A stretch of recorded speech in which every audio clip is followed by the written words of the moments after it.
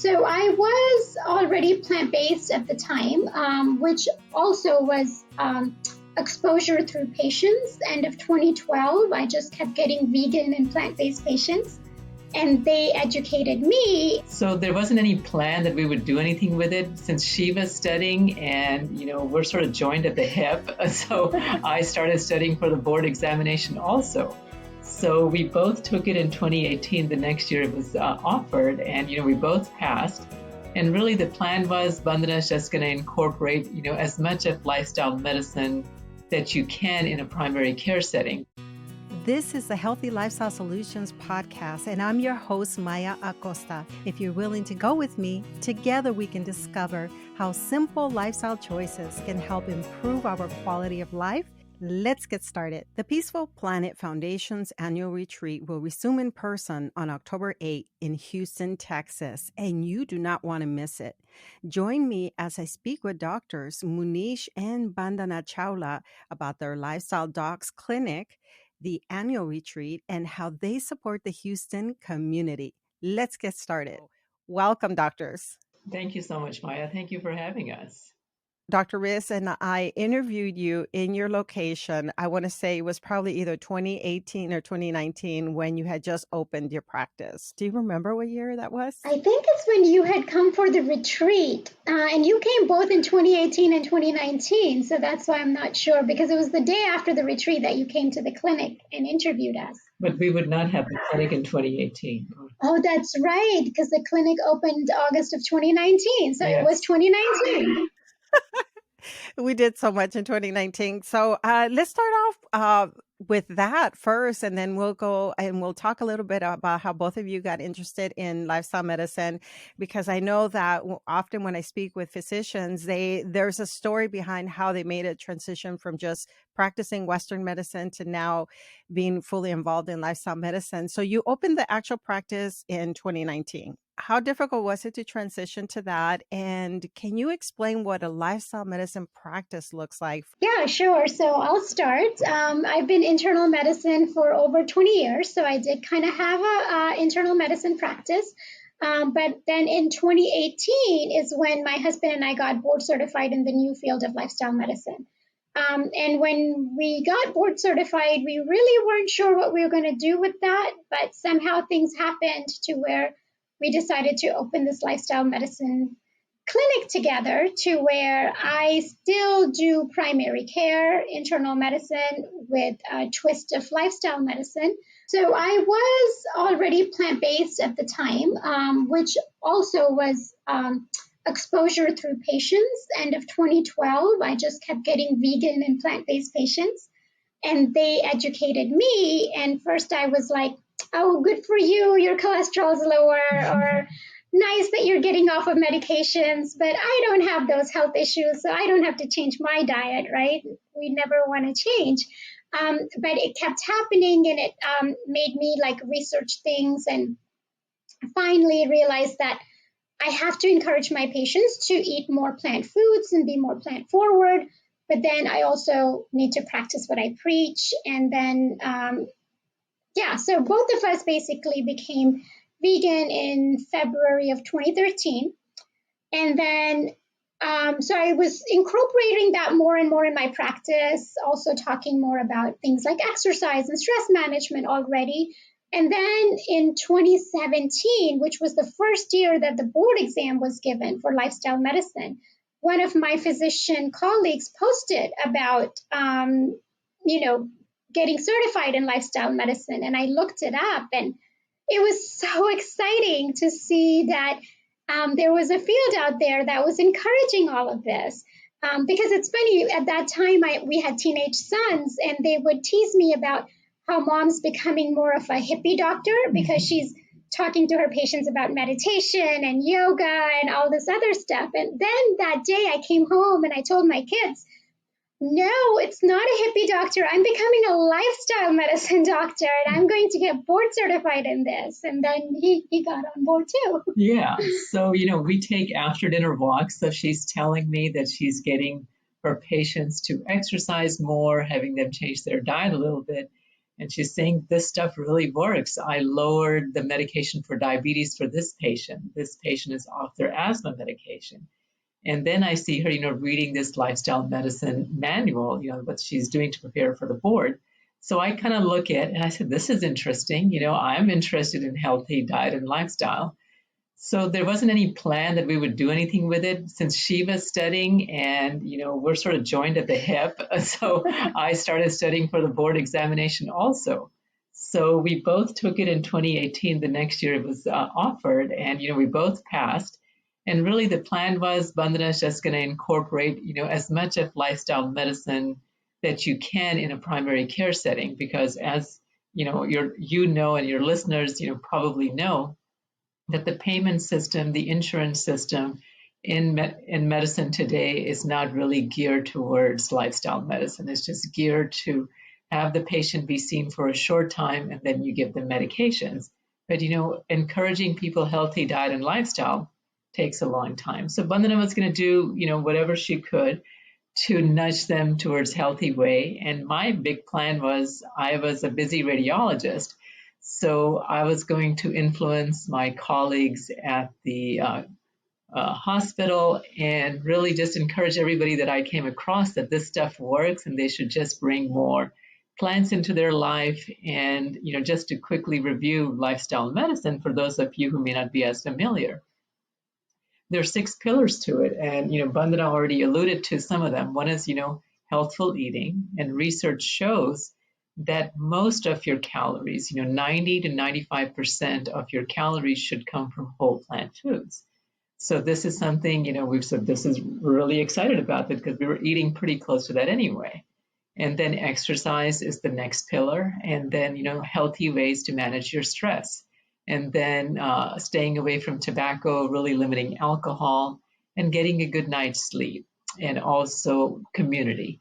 So these are the 6 pillars of lifestyle medicine that, we were slowly incorporating more and more. And Bandana was, doing the same in her clinic. So long story short, I slowly just enjoyed lifestyle medicine more and more. And I started to kind of taper off radiology. We were really fortunate that our group allowed us to work part-time, so which really allowed me to transition. So, one way or another, or the universe guiding us, we opened up this lifestyle medicine practice in August of 2019. Mm-hmm. Okay, so that makes sense. That was around the time that I was beginning to learn about you, all of you, because I became vegan plant-based in 2016 and was looking for a plant-based physician in the Dallas area and nothing. And then little by little, I started learning about you, and then we got to know each other a little bit. And then I mentioned that Riz wanted to also sit for the board exam the following year. And you loaned me the book at one of the events that I went to. And so I often tell my listeners about how I like going to Houston because in general, there's so much happening with the pods, the Plant Pure Communities pods. And then I feel like you're sort of that the couple, the plant-based physicians who kind of support everything that's happening in that area. You're involved in so many other events. And so I always feel very drawn to Houston because of you. And so when you opened your practice, I was even more excited because that's, it's sort of like what you said, Dr. Munish, that you kind of had this information. You weren't sure initially what you were going to do with it. I mean, having the knowledge is great to share with patients individually, but then when you create a clinic where you're actually offering stress management like yoga and meditation and you're giving food demos, that's impressive. So can we talk a little bit about that? What do we see on a monthly basis? Because of the pandemic, you had to put your retreat on hold and all of your events on hold. But last year you did offer your annual retreat online. What does the retreat look like? And then how are things now that you've resumed in-person events at the clinic? So I'll start off with kind of explaining how there is our clinic, which is Lifestyle Docs, which is our for-profit clinic. And it goal is to bring health and wellness to the community and to our patients specifically. So besides, the regular clinic, we have a lot of community events for our patients because that's the sixth pillar of lifestyle medicine. And what we noticed is even when patients want to do this, it's really hard for them because they don't have a community of other people also doing this. When they go back home, their friends and family are not interested in plant-based diet or lifestyle medicine. So we wanted to provide them with each other. So every first and third Saturday, we have meditation and yoga at the clinic. Every second Saturday, we have walk with a doc at a park. And then every fourth Sunday, we have a plant-based potluck at the clinic. And then also once or twice a month, we'll have cooking classes by usually Food for Life instructors at the clinic. So that's all the clinic. And Munish, why don't you tell them about our nonprofit, which is putting on the retreat? Right. So, I tell folks that there's, in a sense, not that much difference in our for-profit and nonprofit. We're trying to move in health and wellness, bring peace and wellness, and, finding healthy ways of managing stress in our own lives. And that's what we share with our patients, and that's what we share with the community. With the nonprofit, our focus, our tagline is peace, health, and wellness. So I'm going to tell you a little bit about the retreat, but then I'll kind of expand, what our nonprofit is doing in addition to that, if that's okay. So, with one of the things we do, we want to get the message out that, really lifestyle medicine, eating healthy, moving well, managing stress, through healthful tools, that are research proven, like yoga, mindfulness, meditation, that they really make us holistically healthy. So as part of the retreat, which we started in 2018, we had about 70 individuals registering at that time. And then in 2019, we had a little over 100. And then in 20 and 21, we took a hiatus from the in-person. Actually, we didn't do anything in 2020. In 2021, we were getting ready to do an in-person retreat, and then we had another wave. So we moved it, online. But this year we're back, and we're hoping to get 150 participants. And really, all the things we've been talking about, these are part of the retreat. We're going to have several people do nutrition lectures, nutrition sessions, including Dr. Garth Davis, the author of Proteinaholic. He's our keynote speaker. And we're excited about him, being at the retreat. And we're also very excited because a dear friend of ours, Maya Acosta, is also going to be doing one of the nutrition sessions. So she's going to help folks move in this way in a practical sense. So she's going to hold a workshop at the retreat, and there's, other nutrition talks. And this year we have talks on health and wellness. So we have a board certified psychiatrist, a cognitive behavioral therapist. They'll each be talking about, mental wellness, building resilience, how to be holistically healthy. In addition to that, we have several breakout sessions. And in the breakout sessions, folks have a choice. They can do a yoga class if they want. They can do vinyasa yoga or beginner's yoga or senior yoga. Or they can attend a gardening, get to know a little bit about gardening tips, that sort of thing. They can also, there's 2 cooking demos, and I'm forgetting some things. So we also have things like mindfulness meditation sessions and pranayama breathing exercises for stress management. Another person doing a workshop on essential oils. Really, so anything that, you'll have 3 choices every hour. So usually there'll be one thing that really, oftentimes 2 things, and you'll have to just pick one that you can do every hour. And then there is a plant-based lunch, oil-free plant-based lunch that's included. That would be provided by Lucy Ethiopian Restaurant in Houston. And we're trying to make it very reasonable. So accessibility is not an issue for people. So it's $35. And that includes 9 a.m. to 3 p.m. Retreat with lunch included. That is impressive. And now, do people come from all over the outskirts of Houston as well? What has been in the past? Where do people come from aside from the Houston city Yeah, itself? all the little cities around Houston, we're actually in Bel Air, but, there's Lake City, Conroe, Clear Lake. There's a lot of surrounding cities, and the Houston metropolitan area, is huge. So, Right, we're not that far from Dallas and Austin and San Antonio, so we do have people coming from there. I believe the year you came, you had like 3 other friends from Dallas that came that year with you. The farthest person we've had come to our retreat is someone who came from Mexico in 2019. yeah. They didn't know anything about us. They just found us on social media and thought this would be a good thing to try out.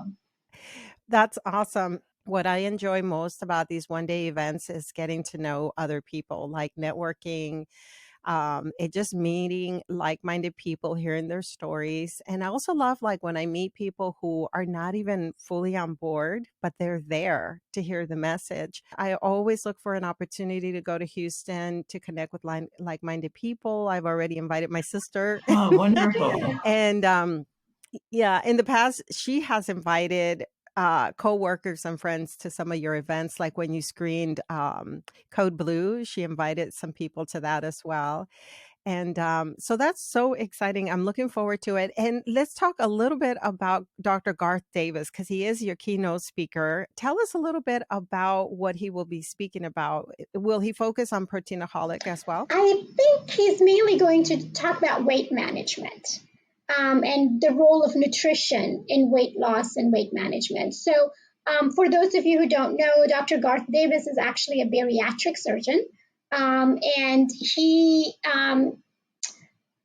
has also been in documentaries such as What the Health, so people know him from that as well. And he had moved to North Carolina, but now he's moved back. His parents are actually in the Houston area. So now he's like the head of the Methodist Hospital's weight management program. So that's what he came back to Houston for. And so we were super excited when this weekend was available and he agreed to be our keynote speaker because, as people may or may not know, that even when people get bariatric surgery, most of them will gain back the weight in about 5 years. So nutrition is the key, no matter which way you lose the weight, to keep the weight off. And so I think a large part of his talk is going to be about the role of nutrition in terms of losing weight and keeping it off. Also, I want to mention that you've been involved with a couple of documentaries. One of them I just mentioned, the Code Blue documentary, and I wonder if you want to share either of that and the Land of Ahimsa. The same weekend that we were at Midland, Texas, Dr. Salish Rao was doing one of his convergence, and they Dolly screened the film The Land of Ahimsa. So if you're interested in speaking about how you support these films and how effective they can actually be in terms of swaying people to become aware of just the role that nutrition plays in our lives, and what we eat, what we have on our plate actually affects our health, but it also affects the animals and the planet. So feel free, either one, to talk about how you became involved in the documentaries. Yeah, absolutely. And, I was going to kind of circle back that, as the retreat, there's going to be some folks who are already plant-based and we're getting them to eat a little bit healthier. But there's a lot of veg-curious folks that come to the event also. And those folks, whether it's a retreat, whether it's a movie, whether it's a seminar, whether they hear something on podcast, knowledge is powerful. So it's really, we feel like that's something, if someone doesn't know, then, how can we expect them to change anything, to do anything differently? So that's why, as part of a team that, you're on, we're on, everybody working with plant pure communities or lifestyle medicine, we want to get the word out. And we feel like, movies are a great way to do this. So the very first movie we got involved in was Code Blue. We were associate producers. When we learned about that, Saray Stancic, learned about her story and her mission that she wants to educate the medical students. So, if we can get the information out to the younger folks, to the people who are going to be in the medical profession, how much more powerful is that? Patient comes in, typical MD interaction is, okay, their sugars are high or their blood pressure is high. The doctor may spend a little bit of time on diet and lifestyle, but really not very much at all. And really say, okay, this is their age, these are their risk factors, this is the appropriate medication. But giving these new medical students tools of lifestyle medicine that they can also offer this person, yes, you can be on this medication, it'll improve your symptoms, or we can work on your diet and lifestyle and actually reverse the disease. You don't even have to have the disease. So that information is powerful for the general population, for the community. I think it's fantastic, and we want to do more of that. But getting that information into medical students, I think, can be even more impactful. So this is the reason we want to be involved in these documentaries. And as you mentioned, we were also involved in Land of Ahimsa. Both Dr. B and I have, small parts. She's doing interviews with, I think, many, many folks. So we have small part in that movie. And actually, there's one other movie we have a small part in. It's called Endgame 2050. So this was made by a couple in the Houston area, Dr. Sophia Pineda-Ochoa and her husband, Bob Rapp-Fogel. And they're focusing on primarily the environment, but also the health consequences and also the ethical aspect of animal agriculture, which you alluded to, and which is, sort of the main theme of Land of Ahimsa. So all of these movies, they're bringing awareness to folks that, what's good for the planet, good for the environment, is also good for us. It's good for our health. And it's also good for the animals. So it's really, I love what Dr. Katz says. He goes, the food we eat is actually good for the earth, good for the environment, good for, not going into climate change.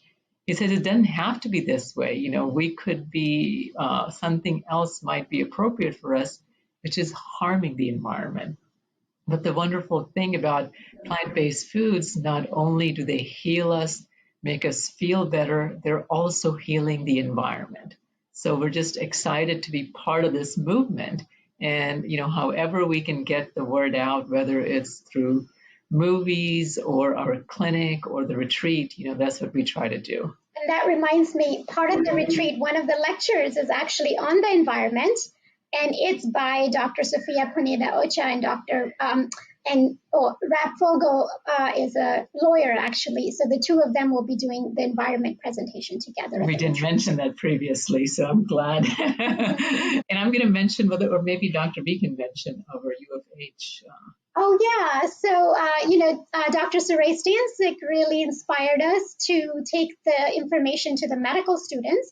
So we are both volunteer clinical faculty at the new University of Houston College of Medicine. So we have students come through our clinic. We are preceptors and they rotate through the clinic. But we also got the opportunity to give the medical students 6 lectures at the medical school on the 6 pillars of lifestyle medicine. So that's been really exciting. And we're done with 5 of them. We only have the 6th one left now. So that's what I've been seeing that you post then on social media when you're giving the lectures at the university, is this agreement that you now have to support medical students? So it's part of their medical curriculum. They have a longitudinal clerkship that, the medical education is in the process of transition. Mm-hmm. More and more medical schools are seeing the value of diet and lifestyle, and they're trying to figure out how to introduce this to the medical students. So, really the climate in terms of education about lifestyle medicine has really changed, over the last, 5 to 10 years.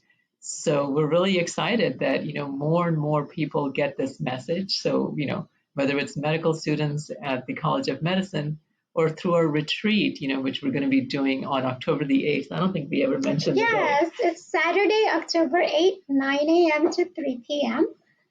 And to continue with the medical education part, their professors really see a value in the students themselves learning it and incorporating lifestyle medicine into their own lives.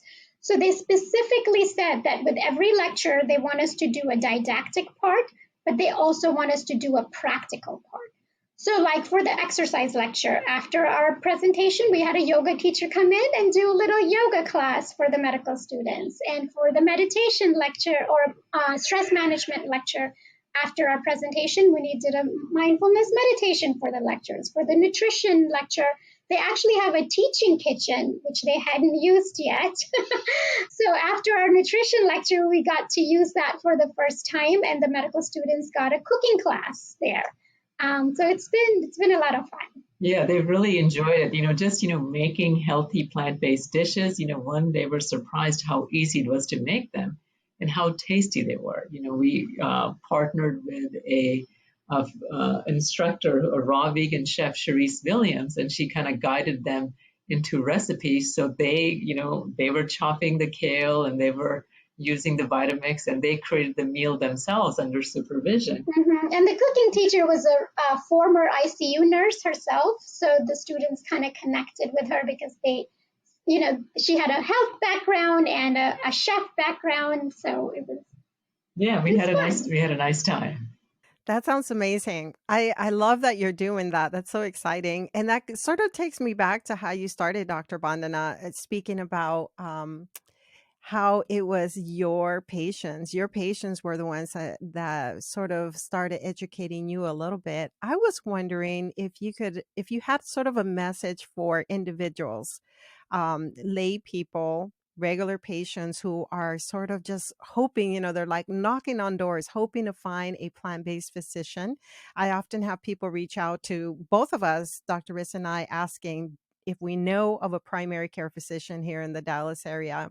And it can be a little bit frustrating when you know that your doctors are not on board. And what I say, and I don't give any medical advice, but what I encourage people to do is just go to your physician, make sure you're getting your annual exams, and be patient. But I'd love to hear from your perspective, if we want to tell our physicians what we're doing in terms of, embracing a plant-based lifestyle, and our physicians may not necessarily be on board, or they might discourage us, or they might give us that regular, advice to eat more animal-based protein. What do you have any words of encouragement? Yeah. So I tell people to really kind of educate their doctors too in a nice way, because that's what was done with me. I love saying that, you hear about people getting healthier because their doctor had a talk with them. In my case, I became healthy because my patients had a talk with me.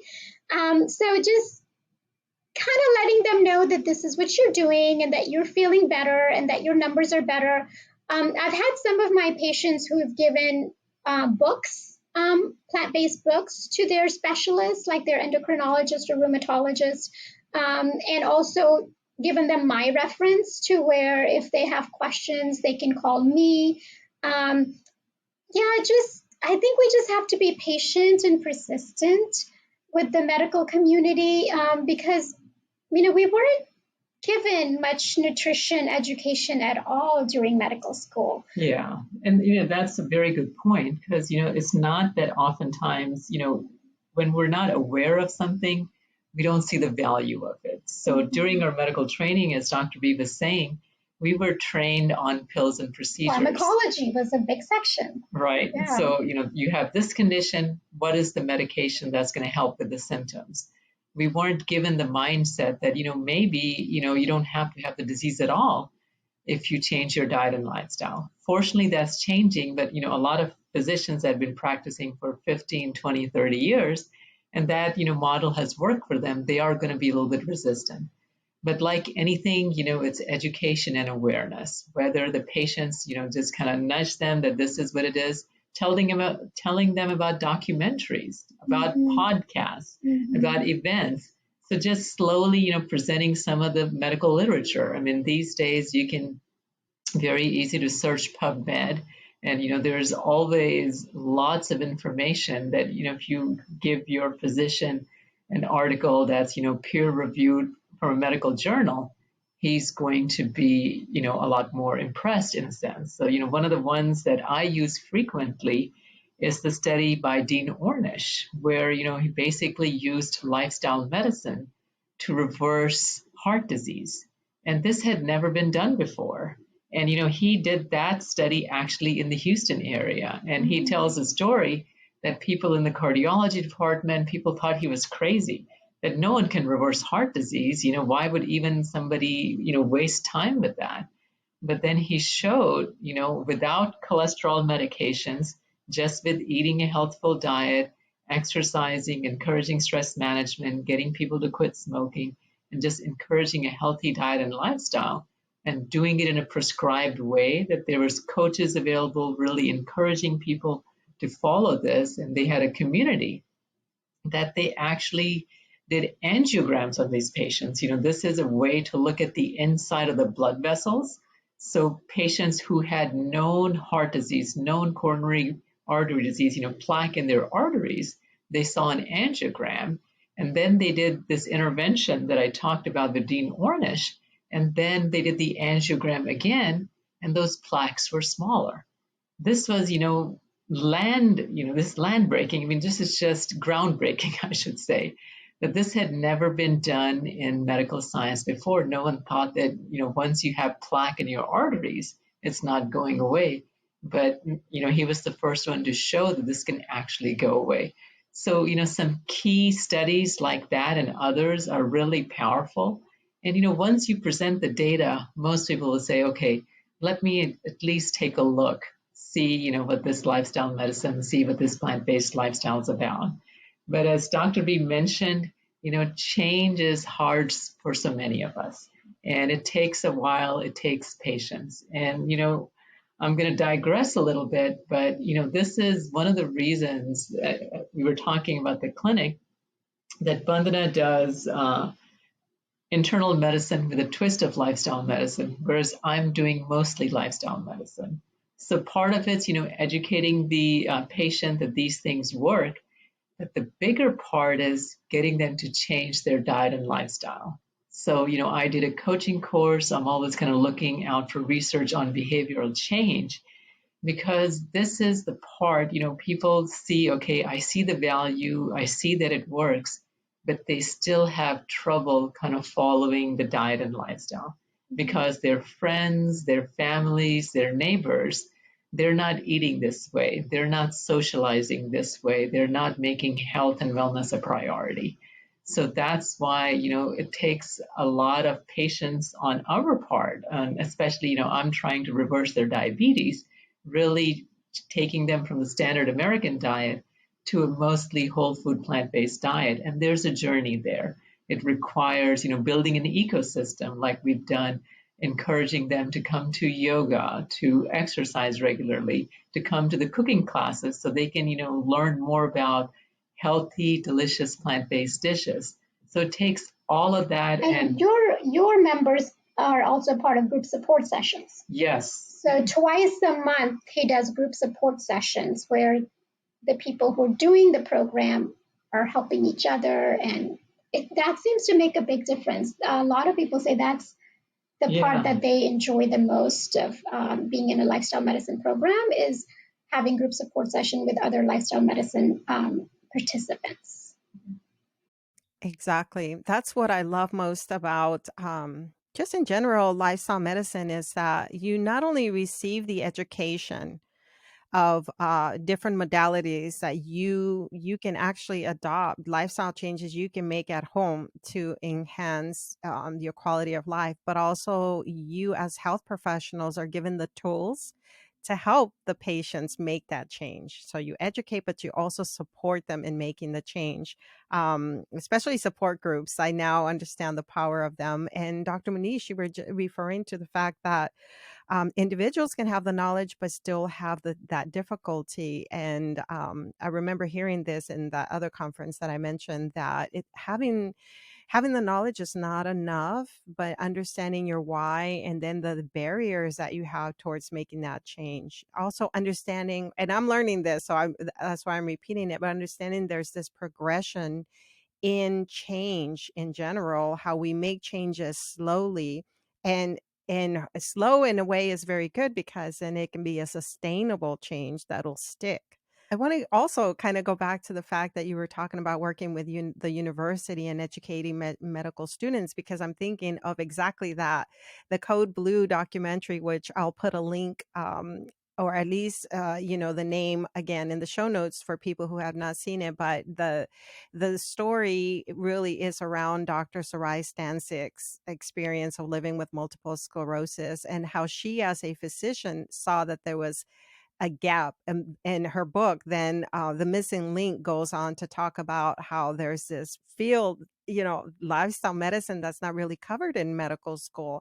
And so you're helping to fill that gap at the university. You're helping to educate medical students who are open to this, to understand that stress management, understanding how to manage stress, how food plays a role, how exercise plays a role. You're helping to fill that gap, the missing link that Dr. Stancic was referring to. And that just gives me chills.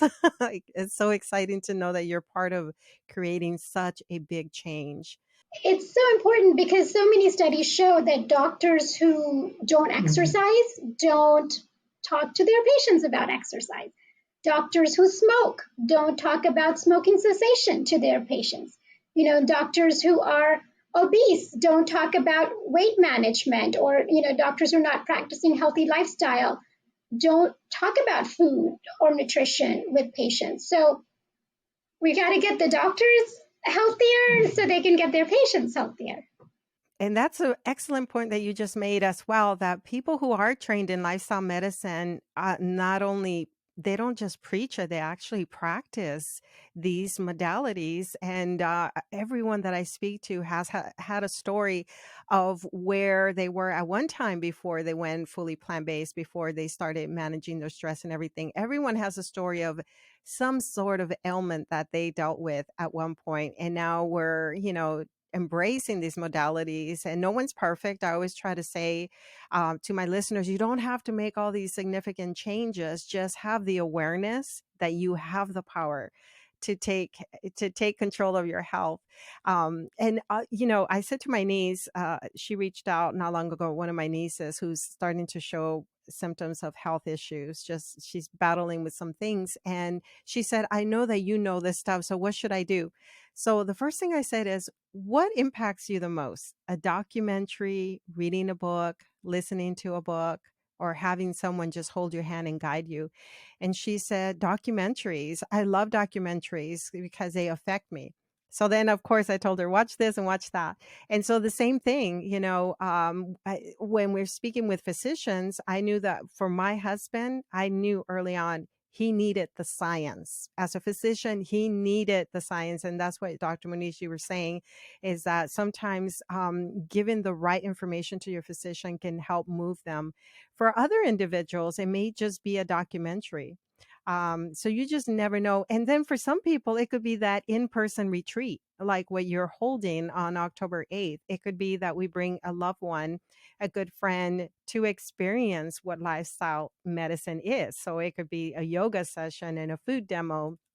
It could be watching Dr. Garth Davis speak about weight loss, which is a huge topic for many, many people.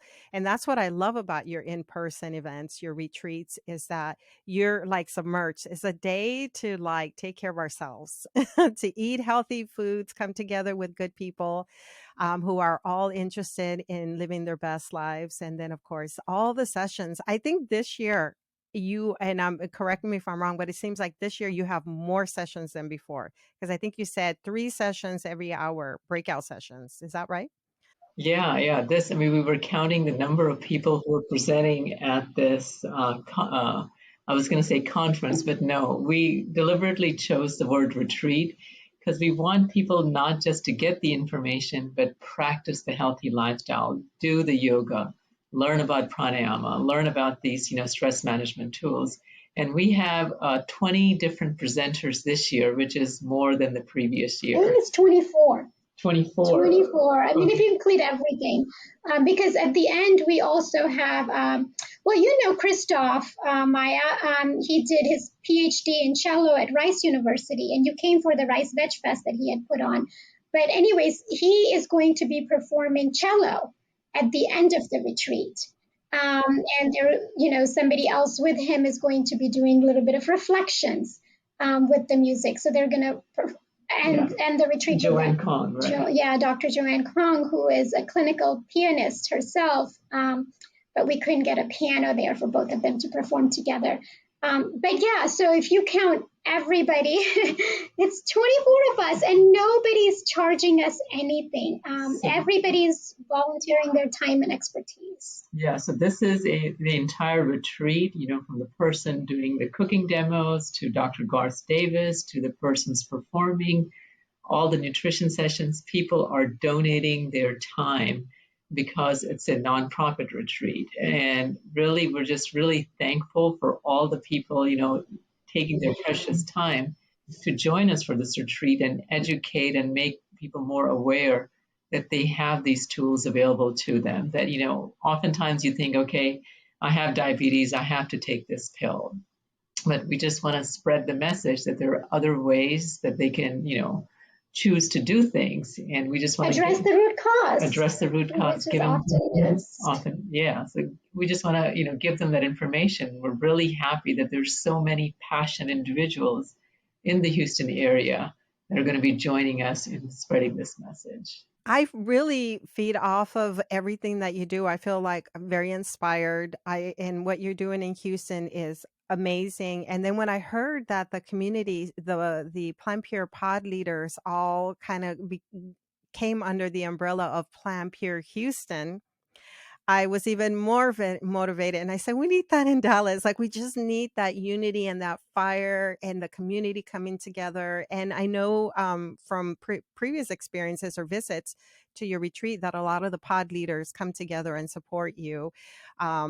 You know, that you're all doing this. It's volunteer based. I think it's incredible. And I just want to add one more thing. I mean, you do so much, but you're also very active with the Physicians Committee for Responsible Medicine, another organization that I love to promote and support on my podcast. If you'd like to share anything that you're doing with PCRM. Yeah, so PCRM I've known about even longer than American College of Lifestyle Medicine, ACLM, and have been very inspired by them, like you have been, in terms of the good work they do, in terms of educating patients. I have their booklets in terms of for patients to take home, in terms of how to transition to a healthy plant-based diet, educating clinicians like us. They have a wonderful app and other information online to where we can print out stuff on specific things with patients like gallstones or whatever else. I can print out information from PCRM and give to their patients, and also educate myself, of course. And then they also do work with Congress and policy change. They have some lawyers that are part of the PCRM team. They also do work with animal rights in terms of stopping dog labs and experiments on animals and things like that. So yeah, every once in a while when there's something in the Houston area that gets to their news thing, they do contact me. I'm happy to go out and do a little protest about having fast food restaurants, Chick-fil-A and stuff at Texas Children's Hospital or Bentop Hospital having McDonald's. And I think we did get that out thanks to PCRM. So thanks to Dr. B and other physicians and PCRM, there was a fast food restaurant, I'm forgetting, was it a McDonald's? At Bentop was McDonald's. At Bentop, this is the county hospital in that serves the city of Houston. And in their cafeteria was McDonald's. And, and in the cafeteria of St. Luke's, which is now the name has changed, but that's where the Texas Heart Institute is. This is where all, the research and taking care of patients go there. And with heart disease. With heart disease. And they go to these fast food restaurants. So, PCRM really kind of calls out people that, this is not our mission. Our mission is to get people to eat healthy things that will lessen their heart disease, things that will make them healthier. And by having fast food restaurants in these hospitals, that's not the right way to go. So Dr. B, is usually at the process, and sometimes I'm Yeah, able to join sometimes, her, yeah. also. And recently, she did an article, with PCRM's collaboration for the Galveston News. So Yeah, with the hurricane season coming again, um, we did an article actually both for the Houston and for Galveston, but Houston Chronicle did not want to publish it, but Galveston did, and it was about how we could try to move more towards plant-based diet in terms of climate change, and be ready for the hurricane season with more plant-based foods in our pantry, and which things we can stock up with, and yeah, so that was fun doing that with them. That's actually pretty cool how you were able to pair those two things. So, some environmental awareness along with the safety and preparation, because Houston and Galveston, you are greatly affected by the rains, the storms, the floods, everything that happens in that area. And we rarely face those things, but it seems like lately we have had those floods, and I feel very appreciative that I keep a lot of like non-perishable or food save items here in our home because they're mainly plant-based. And the same thing when we were going through the pandemic. I think no one wanted to take the beans and the rice. That's great. There's so much that we can learn from you. Riz, you might have heard, was also involved in sort of speaking with the board of managers in JPS in Fort Worth, the hospital that currently still has a McDonald's. And what really impacted me was when he said about the moral responsibility that the hospital has, and what message are we sending patients when we're treating them for the condition that the McDonald's cost? For example, just kind of making that comparison that the fast food is what is contributing to heart disease and other health problems, and yet we're keeping that in-house in the hospital. And that again, that goes back to the education and awareness that you're raising, you're bringing to physicians, because there's a disconnect. I mean, we're all raising that awareness. You Yes. guys are doing it in Dallas, we're doing it in Houston. And that's what we love about this movement. You meet so many wonderful people who are passionate about saying, okay, this is not right. And we're going to do something about it. We're going to protest, we're going to educate, we're going to hold retreats, we're going to do podcasts, anything we can do to get the message out. So, we're really thankful to be part of this movement. And we feel so fortunate to have met so many amazing people like you and Dr. Riz, and you guys are just doing amazing work. And actually, Dr. Riz was our last keynote speaker the last time we had an in-person retreat in October, in 2019. So that was really nice. He did an amazing job. And last year, when you went virtual with your retreat, you invited me to do a little presentation on what I call Buddha bowls, how easy it is to eat healthy if you think of putting together a bowl. Oh, just one other thing. Are we going to see you at the Lifestyle Medicine Conference in Orlando this year? We are, yes, we are looking Absolutely. forward to it.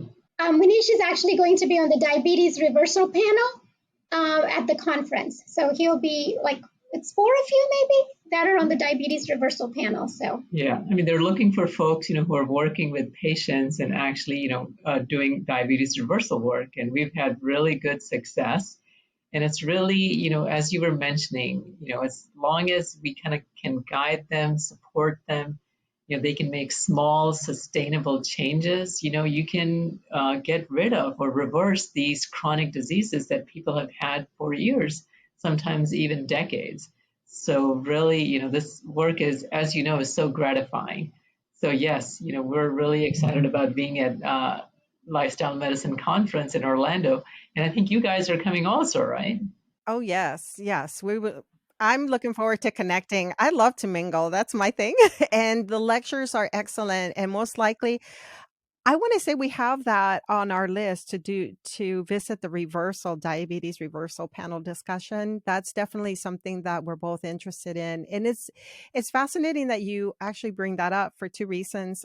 Briefly, my niece, who's only 30 years old, just developed diabetes.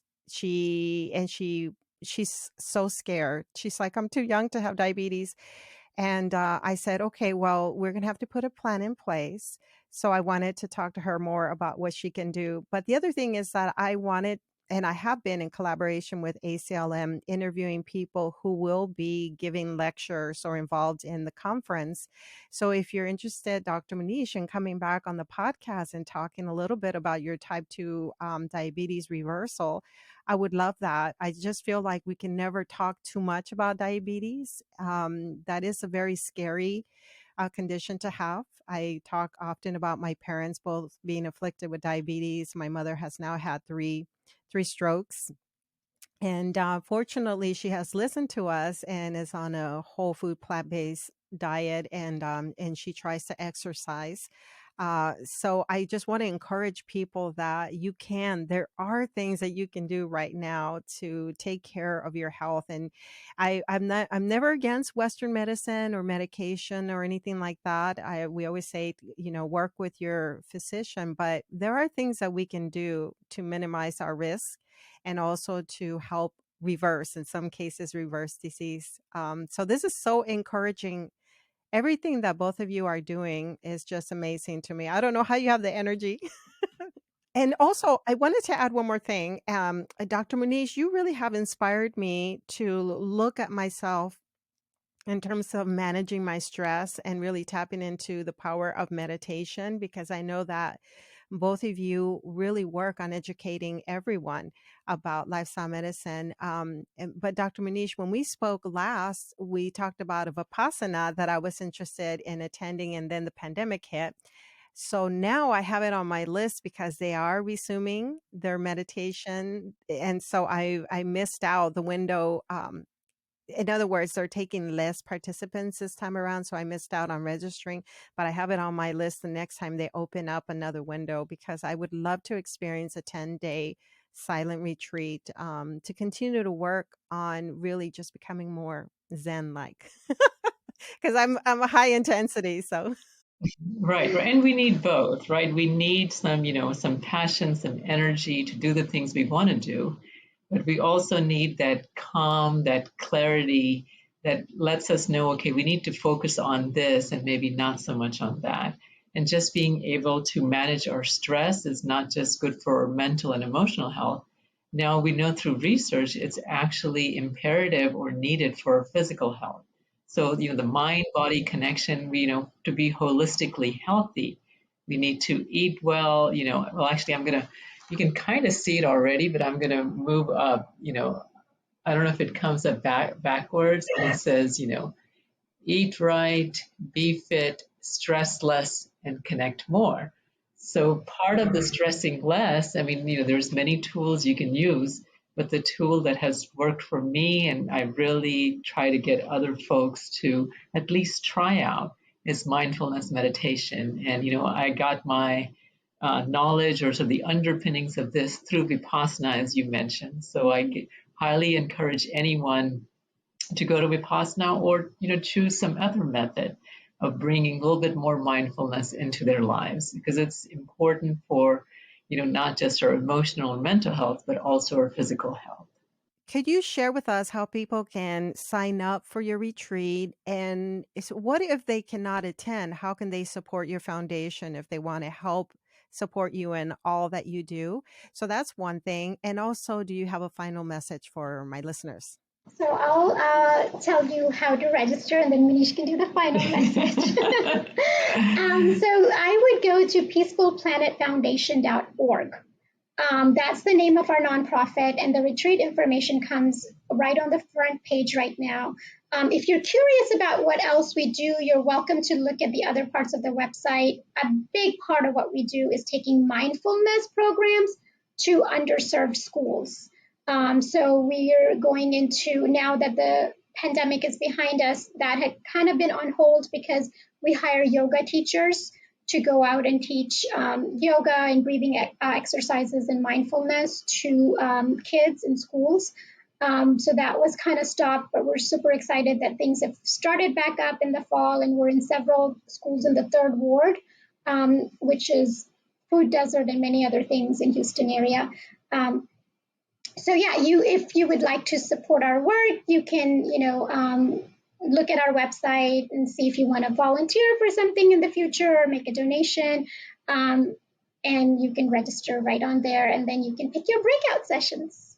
Yeah, yeah. Thank you for mentioning that. We're really, excited about, the pandemic sort of waning, that we are back in schools. And a big part of, and this kind of goes along with the message that I have for everyone, is to be healthy yourselves, right? If you are healthy physically, emotionally, mentally, that's what you're going to share with the world. And we have tools, we have science, we even, the mindfulness meditation, there's so much research showing that it can help us emotionally, less anxiety, less depression, but it can also lower our blood pressure, reduce our risk for heart disease. So even help with behavior change. Even help with behavior change, right? And this is, some of the research that's being shown, that kids who are introduced to this in an earlier time in their life, they have better grades, less discipline issues, more focus. It's like, I love what one of the yoga teachers says, yoga or mindfulness makes you better at everything else that you want to do. So if you want to play basketball, it'll help you be a better basketball player. If you want to excel in academics, it'll help you be a better math student. So that's our message, find these healthy tools that help yourself, and then share these healthy tools. And, this is not just ancient wisdom, not just limited to, the academics, but this is something you can bring in practically into your own life. And when you're a happier, holistically healthy person, that's what you're going to spread to the world. So that's our message, that be healthy yourself and then spread the health. That's so beautiful. And thank you. I didn't know what you were doing with the schools. And that's a very touching thing for me as a former school teacher who worked with Title I students. So students who were considered at risk. And I know that there are many stressors in their lives, especially when they're in survival mode. So the idea that you're actually helping to give them the right tools so that they can manage some of that stress that's beautiful. That's amazing what you're doing. Thank you again, doctors, for everything, for being role models, for encouraging all of us, and for really what you're doing for the city of Houston and in a larger platform for PCRM. All that you're doing with your foundation. I want to thank you so much. And I'm so excited. I'll see you on October 8th. Thank you so much for your kind words, Maya. Looking forward to seeing you soon. Bye, Maya. Thank you so much. This was so much fun. Thank you for having us. It was my pleasure having you again. Thank you. In this episode, Doctors Munish and Bandana Chawla share the stories of opening their Lifestyle Docs clinic after becoming board certified in lifestyle medicine. Both their Lifestyle Docs and the Peaceful Planet Foundation support community members in adopting healthier lifestyle behaviors. Doctors Chawla are committed to helping their patients and the community achieve peace, health, and wellness through plant-based nutrition, exercise, stress management, and community building. Dr. Bandana Chawla continues to work in primary care, internal medicine, and lifestyle medicine to support her patients. Dr. Munish Chawla focuses on disease reversal, weight loss, and immersion programs at the Lifestyle Docs Clinic. I asked them to paint a picture of what we would see at the clinic if we were their patients. They offer yoga and meditation twice a month. They walk with community members monthly as one of the chapters of the Walk with the Dog organization. They provide monthly potlucks and food demonstrations to teach patients how to incorporate plant-forward meals into their lifestyles. We specifically wanted to showcase the Peaceful Planet Foundation's annual retreat, which will take place on October 8, 2022. Their tagline is Peace, Health, and Wellness. The retreat will be at Houston, Texas Council of Recovery Center. This year, they have 24 presenters covering various topics such as nutrition, mental wellness, and stress management. The keynote speaker will be Dr. Garth Davis, a bariatric surgeon and author of the book Proteinaholic. He will speak about the role of nutrition in weight loss and weight management. I will have a nutrition workshop where I will offer practical tips on how you can eat healthy meals. Please make sure to come and support me. You can access 24 lectures and or workshops for only $35, and you will have lunch with other like-minded souls. You do not want to miss this retreat. So make sure to visit peacefulplanetfoundation.org. Aside from all the work the doctors do at their clinic and for their annual retreat, they educate medical students and support communities with fewer resources. Dr. Munish Chawla will be on the Diabetes Reversal panel at the Lifestyle Medicine Conference this year. As you know, I've had some speakers for the conference come on the show and get excited about the conference. If you want to listen to my first interview with Dr. Chawla, visit episode 13. They were one of my earlier interviews. And during this time, my husband was my podcast co-host, and our show name was named Plant-Based DFW. I think you'll enjoy this conversation. Friends, I hope that you enjoyed this interview. If there's someone that you think I should have on the show, please email me at plantbasedmaya@gmail.com. Also, get on my email list so that we can stay in touch with you.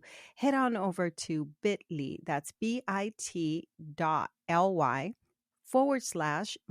starter to download a helpful guide towards starting a plant-based lifestyle.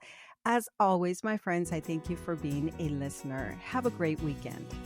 You've been listening to the Healthy Lifestyle Solutions podcast with your host, Maya Acosta. If you've enjoyed this podcast, do us a favor and share with one friend who can benefit from this episode. Feel free to leave an honest review as well at ratethispodcast.com/HLS. This helps us to spread our message. And as always, thank you for being a listener.